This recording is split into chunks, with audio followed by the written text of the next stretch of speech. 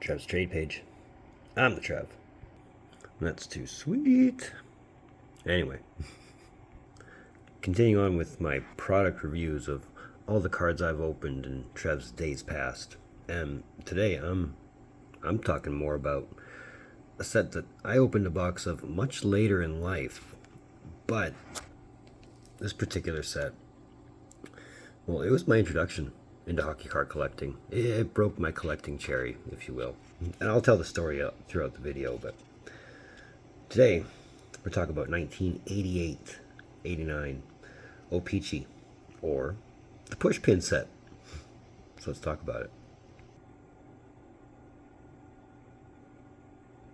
Alright, so 88-89 O Pee Chee was probably in more than just my own mind one of, if not the last great set of the 1980s. It was packaged at 48 packs a box. And in those 48 packs, he gave you 7 cards. 6 if you count the card in front that, was behind the stick of gum that they threw in the packs of cards. And I might mention that stick of gum a lot of times in this video. It drove me nuts because it took away from the full card experience. Instead of 7, you got 6, because if you're condition sensitive, that residue essentially makes it not so mint. But I digress. 264 cards make up this set. 267 if you count the errors that they did fix. Card number 99, the error was that they only printed 1 to 99. The correction was they corrected it and made it 1 to 132. Card number 198 did the same thing, and it got self-corrected. But for the errors they did fix, there's a lot of errors they didn't fix. Not that it really affects anything as much as the set is concerned. I mean, it just means that you're really only chasing 3 corrections, or in this case a variant, and there are some cards that will just never ever get corrected. But for 80s print technology, you have to expect some errors did slip through the cracks. And I mean, to be fair, there would be sets that would come along well after this that were synonymous with errors. But I'm not sure that's a bridge we're going to cross.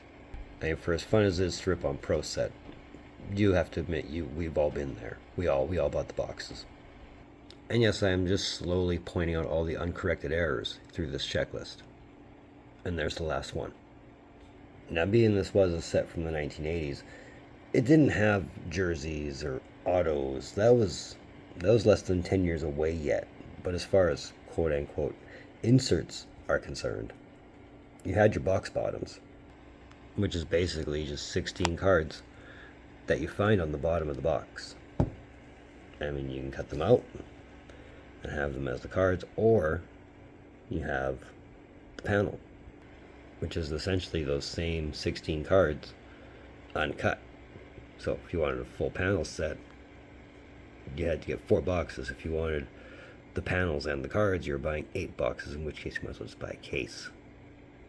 But the biggest item, at least not as far as superstars is concerned, or inserts, the biggest item in pre-jersey / auto cards was always the rookies. 43 cards, or 43 rookie cards in this set. But the big one that everybody was chasing, the big one everybody still chases, is this one. Now, by today's standards, he probably had a rookie card with the Flames, but hey, you can add a big rookie name to a set like this. Why not, right? But after Hull, you're looking more for the other guys, such as Nieuwendyk, Shanahan, and Turgeon. And if rookies is enough, there's 49 Hall of Famers in this set, which includes, but is not limited to, Mario, but of course, Steve Yzerman, Pat LaFontaine, a younger Pat LaFontaine, Patrick Waugh, and again, being he is one of the corrected errors, look for his variant. If you need to rewind a few times to see the difference, feel free. I mean, it should stick out like a sore thumb, but there's the variant. More importantly, it had the first card I ever pulled out of my first pack of 88-89 O Pee Chee. One Wayne Gretzky. And not only that, this is the first card Gretzky did in a Kings jersey. There's that little bit of neat little info for you. Again, uncorrected error. The position's not on there. Not on the front anyway. And yeah, the centering is just bad. So they didn't correct that either. So like most, if not all sets from the 1980s, 88-89 O Pee Chee was a mirror image of the Topps set from the same year. However, Topps only printed out to number 198. So if all you did that year was Topps and not O Pee Chee, you essentially lost out on 19 of the rookie cards that would otherwise be found in O Pee Chee, but the big ones were still in Topps, so there's no worry about that. The other big difference for Topps for 88-89 was one card in this set was not like the O Pee Chees. Card number 120. This would be the second image of Gretzky with a Kings jersey, and this one did have the positioning in the front, and the centering was a lot better compared to the O Pee Chee counterpart. Let me know which card you thought had the better image, the O Pee Chee or the Topps. Yeah, the centering is just, yeah, you just can't ignore that. You'll never get a perfect PSA 10 or a BGS 9 because of that, but it is what it is, right? So to set the record straight, I didn't buy a box of 88-89 O Pee Chee when it came out. I bought it much later in life, and that was to be expected. But again, this was the set that got me into collecting, so it's always going to hold a special place in my heart anyways. But yeah, while you could get very close to the whole set in one box, you wouldn't get all 264, but you'd be very close. See, you would get 336 cards in one box, but the folks at O Pee Chee, they were nice enough to give you doubles in a box. And again, if you're condition sensitive and the gum residue off card number 1 was like no junk, you lost out on 48 cards. But it wouldn't take long to complete the set if you're buying boxes and then packs afterwards.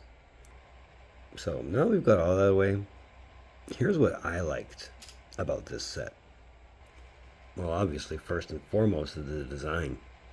And I don't know if it's the screaming neon or, you know, the push pin or everything just on white that just makes it pop, or if it's the OD orange on the back, but these cards are nice.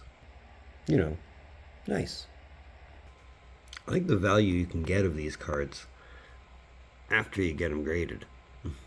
Now, obviously, grading every card in this set would take a lot of money, so obviously grade the ones you want, right? But in its rawest form, I think your most expensive card in this set, with any outlet of Beckett that I last checked, was only Brett Hull at $40. Yeah, only $40 raw. Whereas if you go ahead and do the grading approach, then ultimately the sky's the limit. Now, obviously, better grading means higher price, but yeah, because it is a vintage set, your best bet is to get the Hulls, the Gretzkys, the Shanahans, the Nieuwendijks, the Lemieux. Get them all graded. But having said all that, here's what I don't like about the set. Yeah, I'm going to be that guy. The gum. Like I said, for me, and this was much later in life, when I started opening this stuff, yeah, I didn't faze me at all, but later in life, when I actually opened my own box of this stuff, I was more in tune to condition sensitivity, so naturally I lost 48 cards because of the gum. I mean, thankfully, they had the packs where you opened them from the back and not, you know, rip them from the top. So that's how I was able to pull my Gretzky first, because they put it in the back. If they would put it in the front under the gum, I would have been so upset. But thankfully they didn't. Like so many sets from the 80s, because the 80s had some big cards that everybody was pursuing, this too was a victim of counterfeiting. And it was all the big cards, the Lemieux, Nieuwendijk, Hull, Gretzky, Turgeon, Shanahan. All the big names got the counterfeit treatment, which sucks, because if you're one of those people who don't know what you're looking for, it could be a bitter pill to swallow when you find an actual counterfeit and not just be on the lookout for a counterfeit. You actually have one, especially if you've invested money into it. Oh, yeah, that's frustrating. The painted jersey. I mean, thankfully, this was close to the end of the time when they stopped doing that. I think this is their second last year before they decided to stop doing it.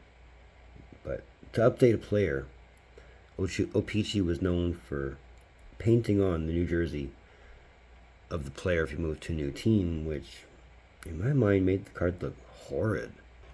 I mean, yeah, it was second to last year, but when it starts getting painfully obvious that, yeah, no, this isn't an actual photo, it's just a painting. Ow, it sucks. Yuck. But I mean, overall, if this set had the benefit of another big name rookie card, or a big as big as Gretzky or Lemieux Superstar, this would have been a pretty big set, at least in terms of a big deal. But having the Hull rookie itself, it didn't hurt at all. I mean, yeah, there was the counterfeits, and yeah, it is vintage, but I would totally chase this set again if I was still a set chaser. But for my own self, it would totally be for, the nostalgia value of it. I mean, truth be told, if I would have caved in when I first got introduced to hockey cards, when it was the 87-88 set and not the 88-89 set, I'd be talking about 87-88 instead. But, things happen for a reason, and I started out here. All in all, a fun set. I thoroughly enjoyed it, whether it was opening packs as a kid or finally getting to my boxes in my 20s. A fun rip every time. I highly recommend it, but at the same time, I highly recommend going the grading route for the bigger cards. You want to get some value out of this, right? Right. It's my review of 88-89 O Pee Chee. So that was another one from Trev's trade page. I want to thank you for tuning in. Don't think I don't appreciate the gesture, especially if you've made it to this part. And if you have made it to this part, feel free to give me that thumbs up. Let me know you're digging my stuff. Let me know you're here. Even if you're just saying, hey, I'm down for that. If you want to, that red button that says subscribe all over it. And let's get to 100. I'd like to see this channel be at just as, if not high up in the subscriber count as my hockey channel, which is the next video I'm doing tonight. But either way, in the meantime, and in between time, be looking for you some Trev. Later.